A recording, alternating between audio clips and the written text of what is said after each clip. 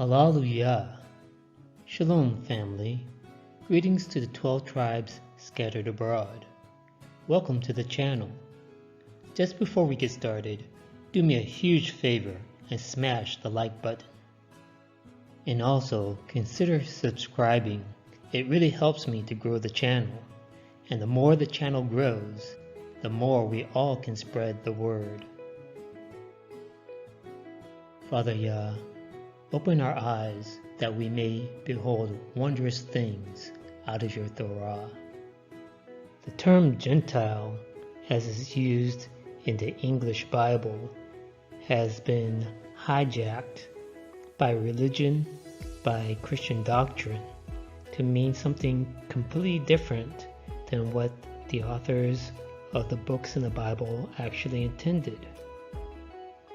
So we need to see how this term Gentile has been used as a Trojan horse to introduce foreign ideas, foreign doctrines into the Bible.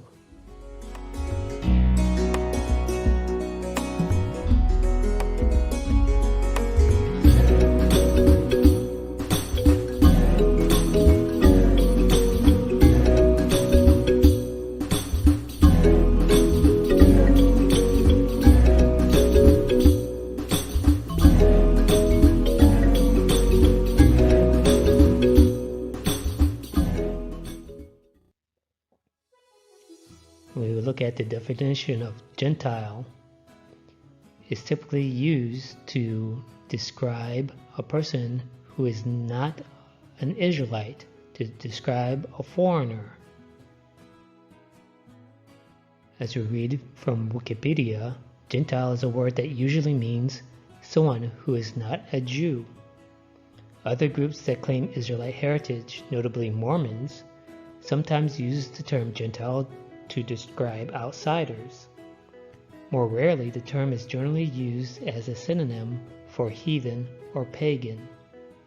In some translations of the Quran, Gentile is used to translate an Arabic word that refers to non-Jews and or people not versed in or not able to read scripture.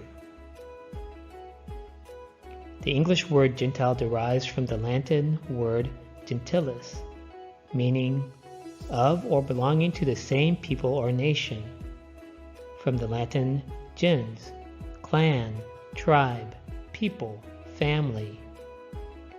Archaic and specialist uses of the word Gentile in English, particularly in linguistics, still carry this meaning of relating to a people or nation.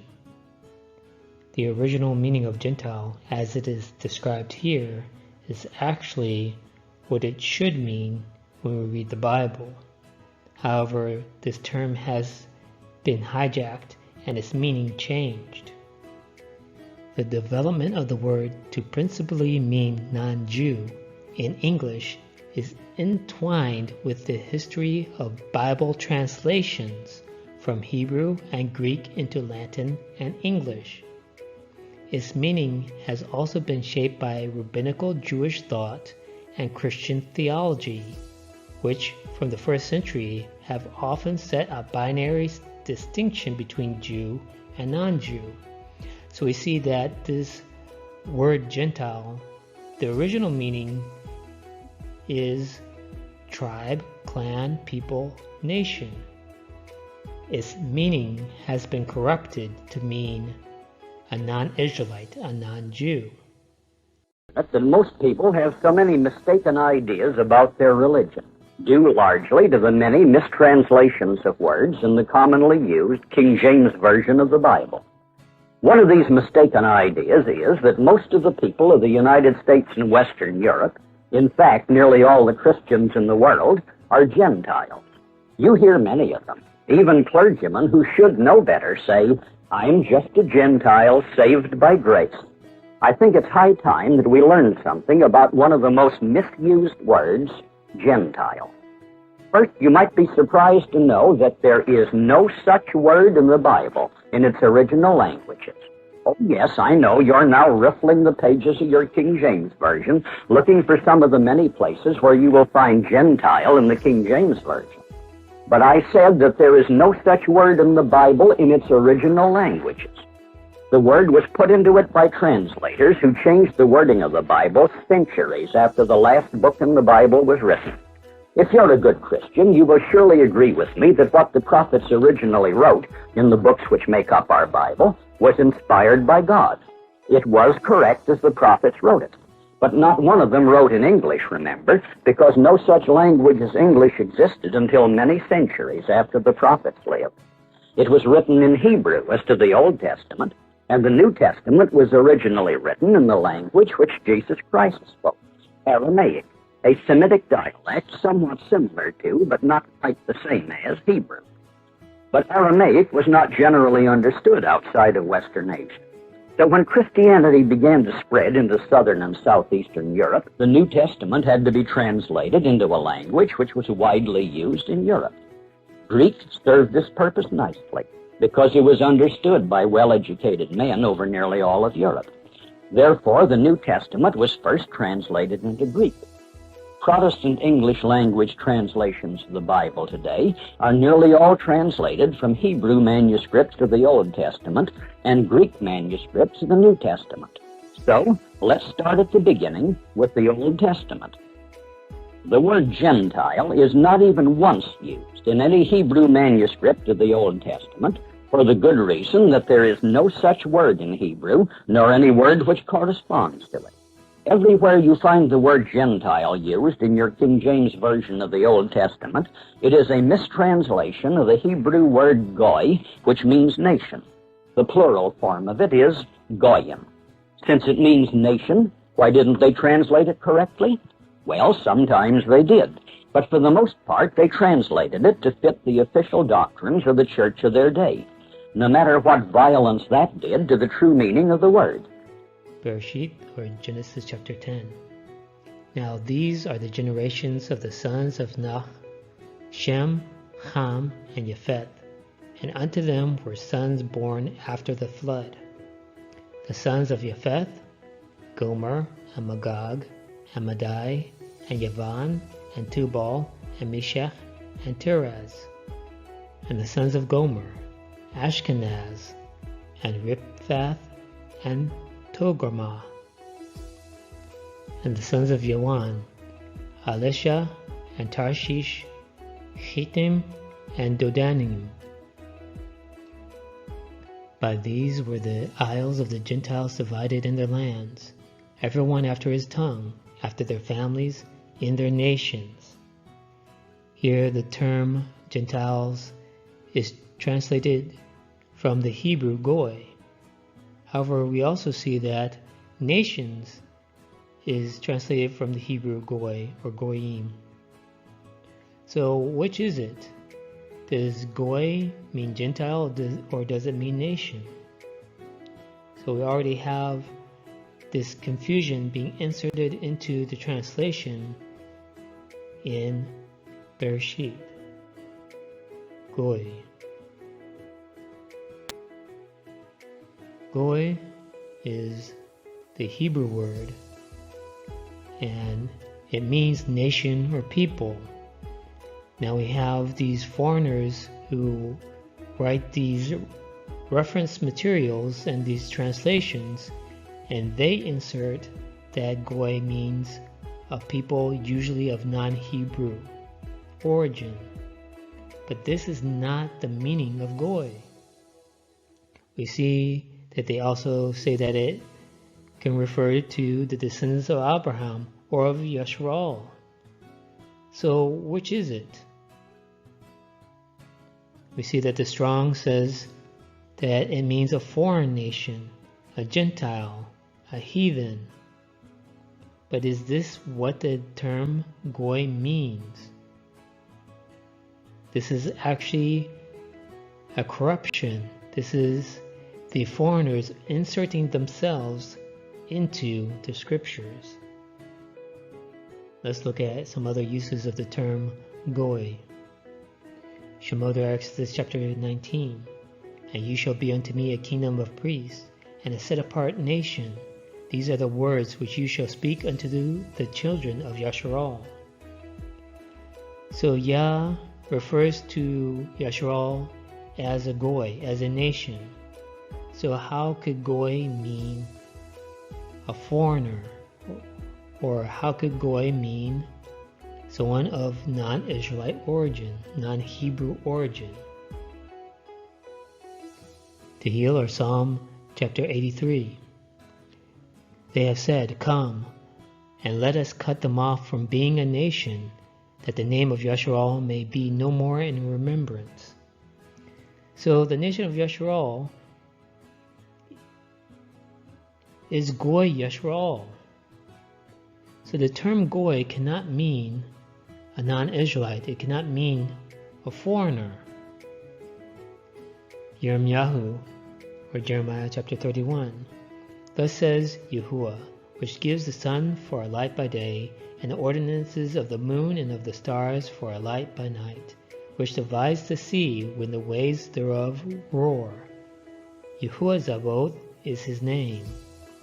If those ordinances depart from before me, says Yahuwah, then the seed of Yasharal also shall cease from being a nation before me forever. Again, the term nation, Goy, is applied to the nation of Yasharal. So we see clearly that Goy does not mean non-Israelite. It does not mean non-Hebrew. This term Goy is used about 558 times in the Tanakh, and almost 400 of those times is used and translated as nation or nations. However, we have some other times where the translators have chosen to use other terms like Gentile and heathen. Why are the translators choosing to use different words as substitutes for the Hebrew word Goy? From the historian Flavius Josephus, Antiquities of the Jews, Book 1, Chapter 5. After this, they were dispersed abroad on account of their languages, and went out by colonies everywhere, and each colony took possession of that land which they light upon, and unto which Elim led them, so that the whole continent was filled with them, both the inland and the maritime countries. There were some also who passed over the sea in ships, and inhabited the islands, and some of those nations do still retain the denominations which were given them by their first founders. But some have lost them also, and some have only admitted certain changes in them, that they might be more intelligible to the inhabitants. And they were the Greeks who became the authors of such mutations. For when in after ages they grew potent, they claimed to themselves the glory of antiquity, giving names to the nations that sounded well in Greek, that they might be better understood among themselves, and setting agreeable forms of government over them, as if they were a people derived from themselves. So we see that Josephus explains that when the Greeks grew powerful, they renamed other nations to fit the Greek language. 1 Maccabees chapter 3. And laid open the book of the Torah, wherein the heathen had sought to paint the likeness of their images. So like the Greeks, the foreigners in the times of old sought to put their own image into the Tanakh, into the Torah, we have the same thing with this term Gentile, that foreigners have used manipulations in translation to insert this term Gentile and changing its meaning into meaning something that pertains to a non-Israelite. So let's look at how Gentile is used in the so-called New Testament. Matthew or Matthew chapter 10. These 12 Yahushua sent forth and commanded them, saying, Go not into the way of the Gentiles, and into any city of the Samaritans enter you not, but go rather to the lost sheep of the house of Yasharal. chapter 20. And Yahushua, going up to Jerusalem, took the 12 disciples apart in the way, and said unto them, Behold, we go up to Jerusalem, and the Son of Man shall be betrayed unto the chief priests and unto the scribes, and they shall condemn him to death, and shall deliver him to the Gentiles to mock and to scourge and to crucify him, and the third day he shall rise again. So we see in these examples that Yahushua actually used the term Gentile, translated from the Greek ethnos, to refer to nations apart from Yasharal. So he was talking about non-Israelites. We can see that in the context of what he's saying. So that term ethnos, which is translated into English as Gentile, means a multitude, a tribe, nation, people group. But here the translators have added their own spin on the term, saying that it refers to foreign nations, not worshiping the true Elohim, pagans, Gentiles. They even go as far as to say that Shaul uses the term for Gentile Christians, which is absolutely untrue. In Strong's, it says that this term means foreign, non-Jewish, pagan, Gentile heathen. So we see that the translators and these authors of these reference materials have added their own meanings to these words. Ethnos is simply the same meaning as Goy.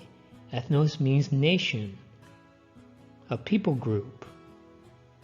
It does not mean a non-Israelite. Yehukanan, or John chapter 7. The Parashim, or the Pharisees, heard that the people murmured such things concerning him, and the Pharisees and the chief priests sent officers to take him. Then said Yahushua unto them, Yet a little while am I with you, and then I go unto him that sent me. Ye shall seek me, and shall not find me, and where I am, there you cannot come. Then said the Yahudim, or the Judeans, among themselves, Where will he go, that we shall not find him? Will he go unto the dispersed among the Gentiles, and teach the Gentiles? What manner of saying is this that he said, You shall seek me, and shall not find me, and where I am, there you cannot come. So we see that this term, ethnos, that they're using, translated into English as Gentiles, the Yahudim, the Judeans, are not using this as a non-Israelite. They're talking about those dispersed among the Gentiles, those dispersed among the nations, and teach the Gentiles, the nations. So what are they referring to?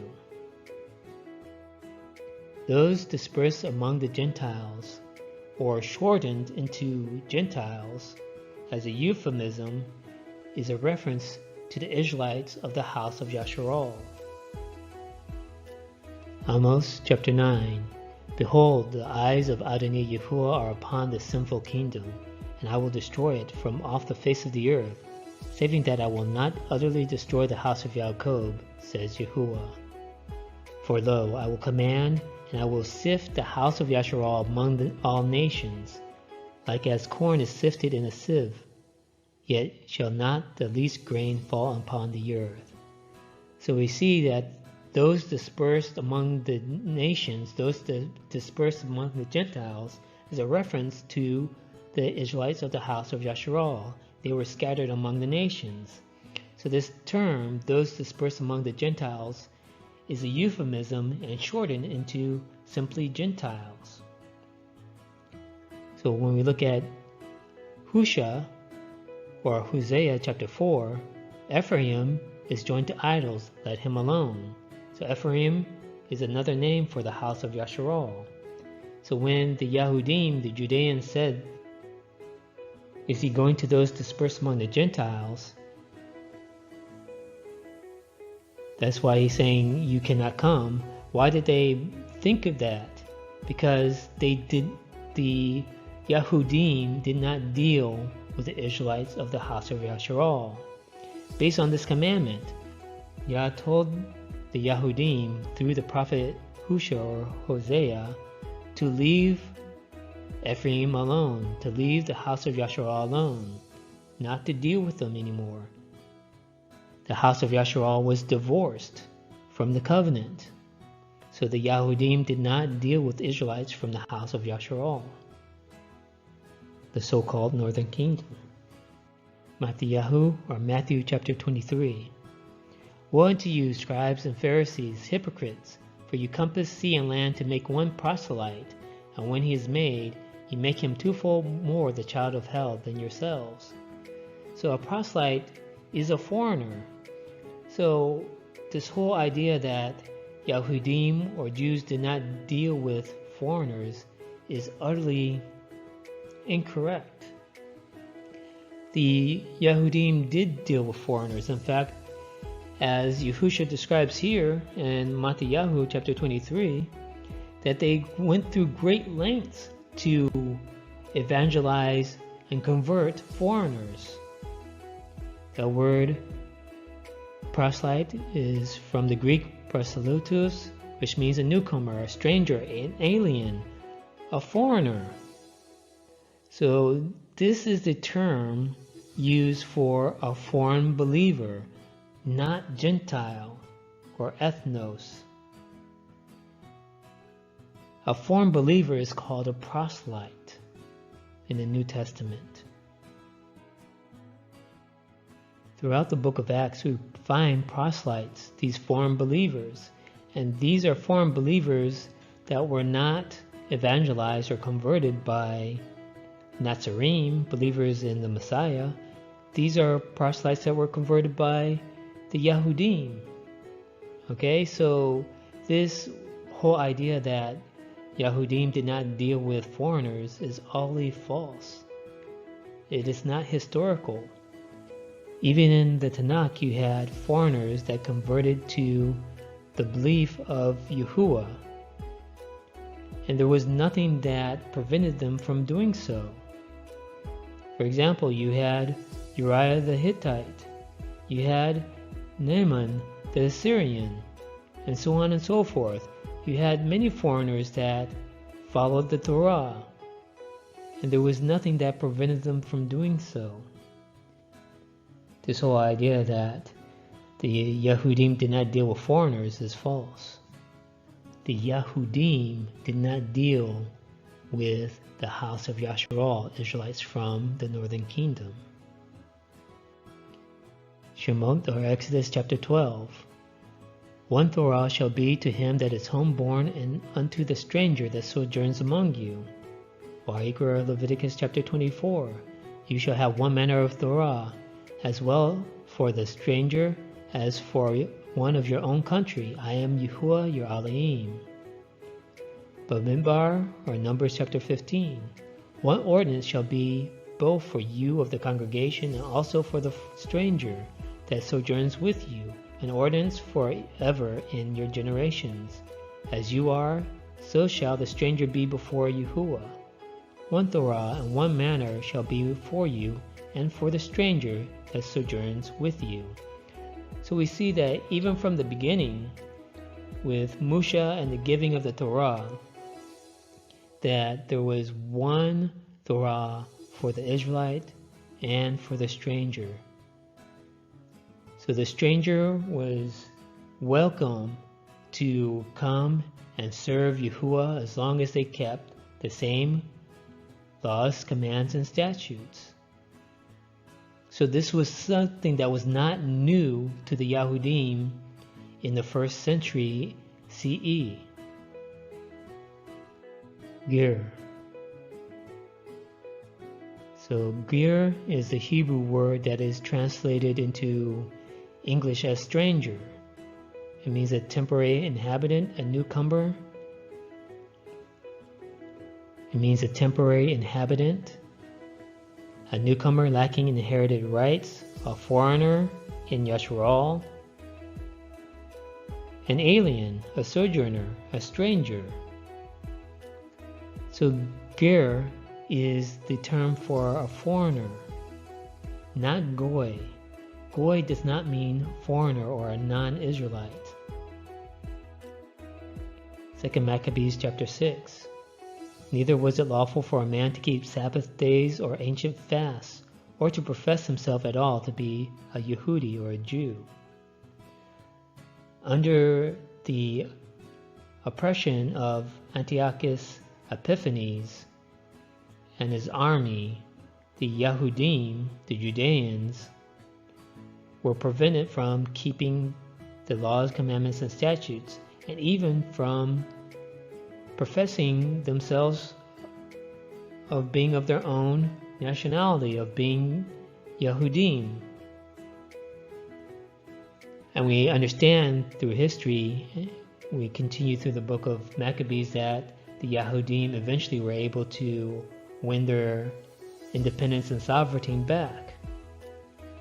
However, the Israelites of the house of Yasharal, the so-called northern kingdom, that were scattered through the Assyrian exile, never regained their independence or sovereignty.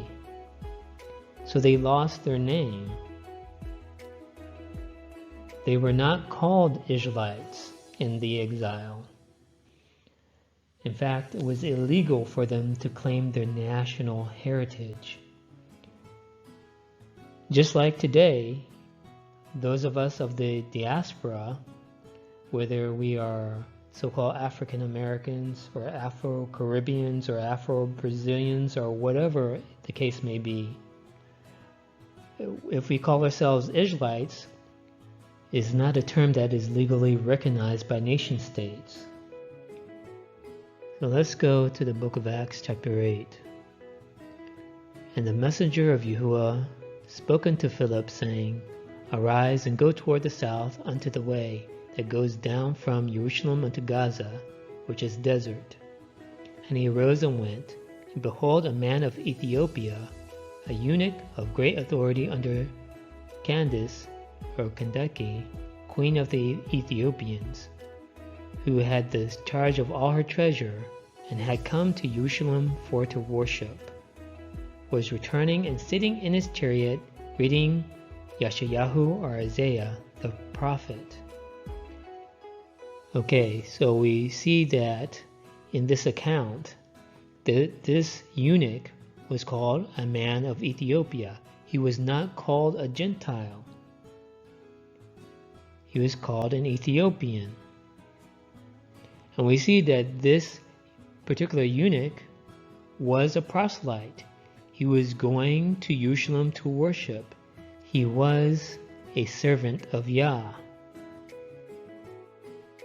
We see that Philip shared with this foreigner, this Ethiopian, about the work of Yahushua HaMashiach. Now let's look in verse 36. And as they went on their way, they came into a certain water. And the eunuch said, See, here's water. What does hinder me to be baptized? And Philip said, If you believe with all your heart, you may. And he answered and said, I believe that Yahushua HaMashiach is the son of Elohim. So we see here that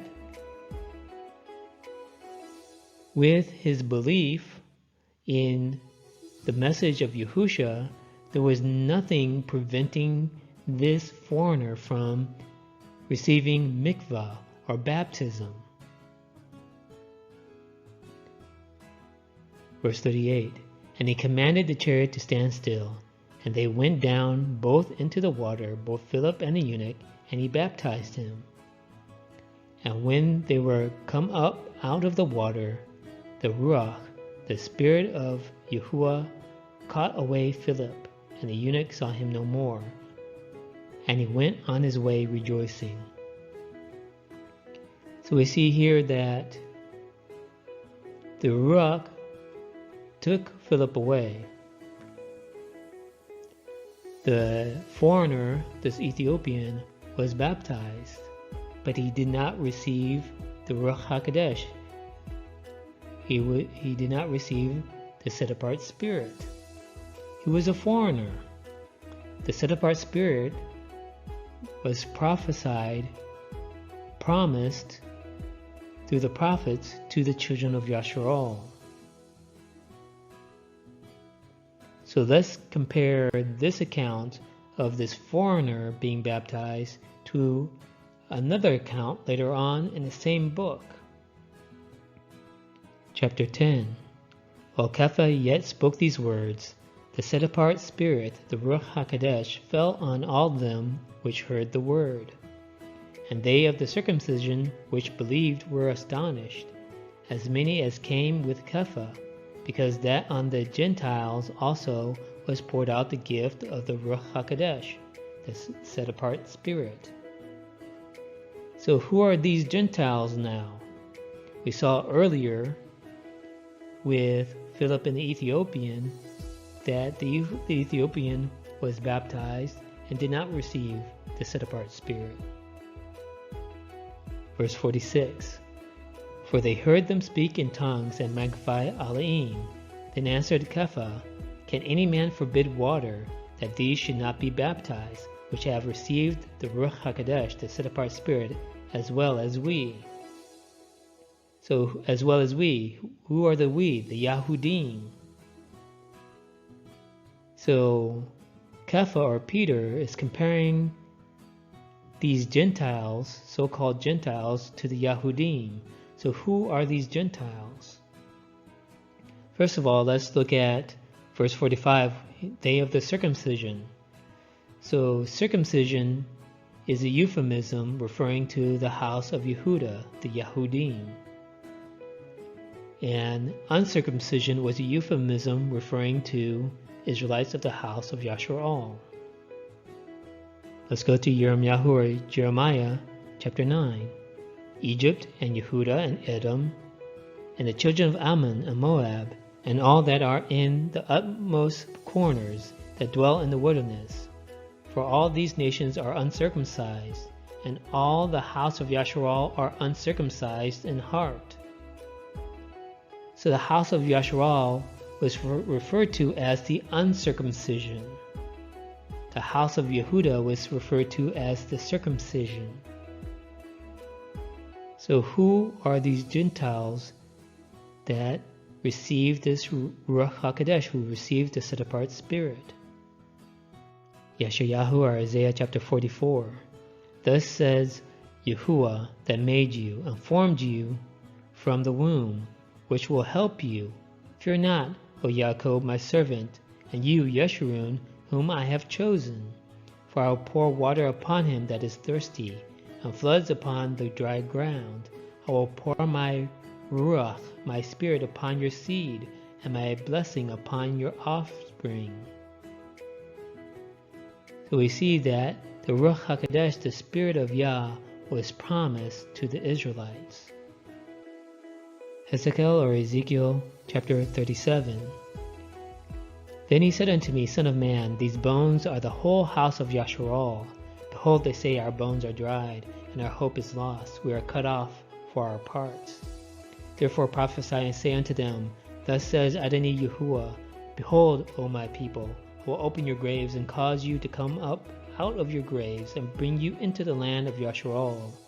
And you shall know that I am Yahuwah, when I have opened your graves, O my people, and brought you up out of your graves, and shall put my Ruach, my spirit, in you, and you shall live, and I shall place you in your own land. Then shall you know that I, Yahuwah, have spoken it, and performed it, says Yahuwah.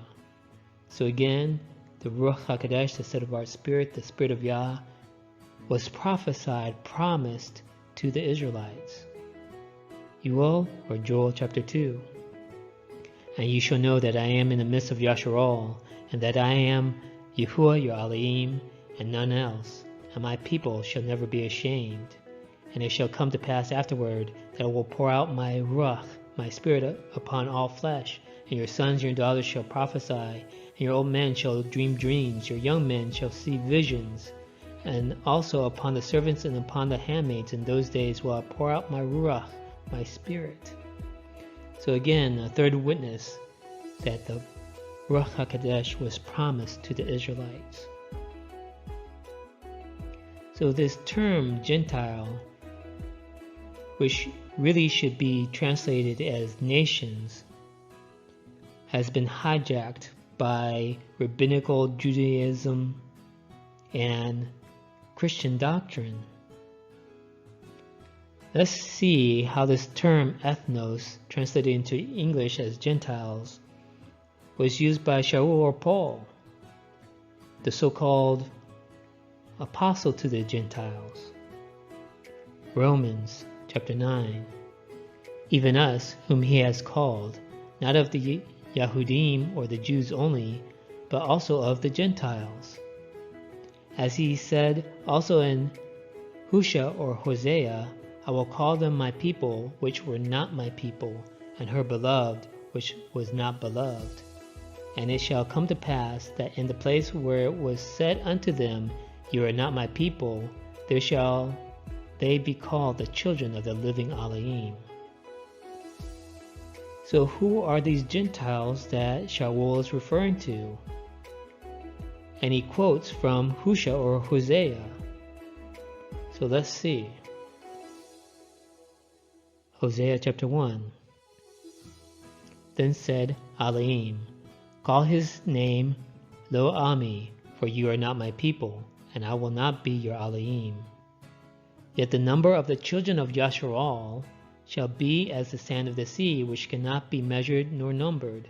And it shall come to pass that in the place where it was said unto them, You are not my people, there shall be said unto them, You are the sons of the living Elohim. Then shall the children of Yehuda and the children of Yasharal be gathered together, and appoint themselves one head, and they shall come up out of the land, for great shall be the day of Yasharal. So we see that when he says, not for the Yahudim only, but also of the Gentiles is a reference to the house of Yasharal. In Hosea chapter 1 verse 11, Then shall the children of Yehuda and the children of Yasharal be gathered together. Why were the Israelites of the house of Yasharal called the nations or Gentiles? Well, it's a euphemism. It's a shortening of the term those dispersed among the nations.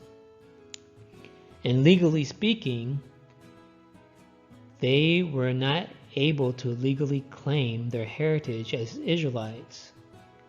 Just as today, those of us of the diaspora, if we're going to get a passport or driver's license or any form of ID,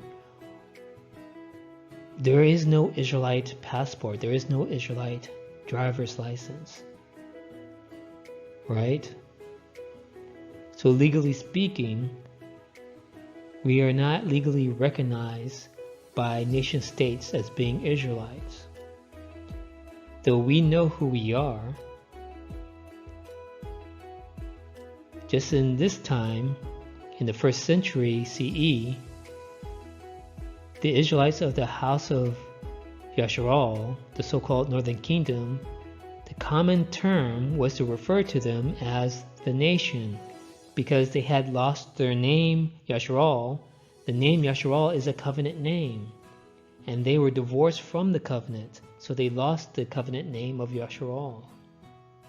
So they were a people without a name.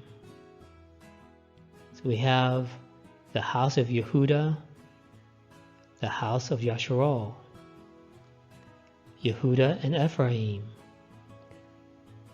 circumcision and uncircumcision,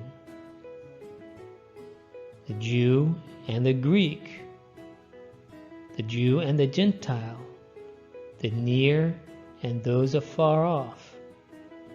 These are all terms referring to the house of Yehuda and the house of Yasharal.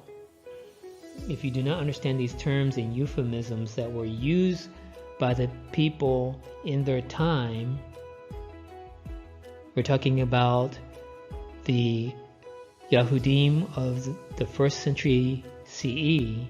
These are the terms that they used.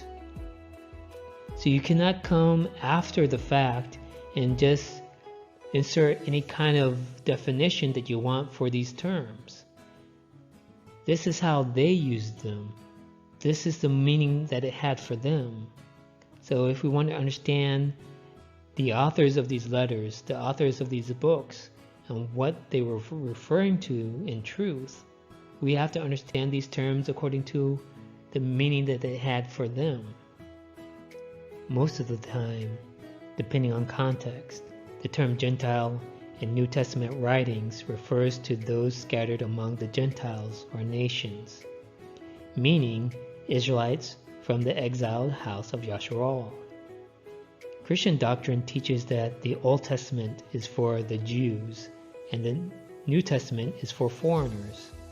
However, there was no intent nor need to make provisions for foreigners in the New Testament, because there were already concessions made for righteous foreigners in the Torah. Foreign believers were called proselytes in the New Testament. The Bible, from Bereshit to Chazon, or Genesis to Revelation, is primarily focused on the relationship between Yahuwah and the nation of Yasharal. When I say nation of Yasharal, I'm not referring to the geopolitical state of Israel. Nation of Yasharal refers to the full-blooded descendants of Yaakov ben Yitzchak ben Abraham. To conclude, the term Gentile as it's used today is usually used to refer to a person as being a non-Israelite or a non-Jew. However, the term Gentile in the Bible, Gentile simply means nation. It can refer to a person of any nation, whether they're an Israelite or a non-Israelite. It just depends on the context. So we need to come out of this strong delusion and return to the original plan of Yah, the Torah, and the example of Yahushua HaMashiach. Fear Elohim and keep his commandments, for this is the whole duty of man. Bind up the testimony, seal the Torah among my disciples. Shalom, family. Thanks for watching. Don't forget to click the subscribe button. Like, comment, and share.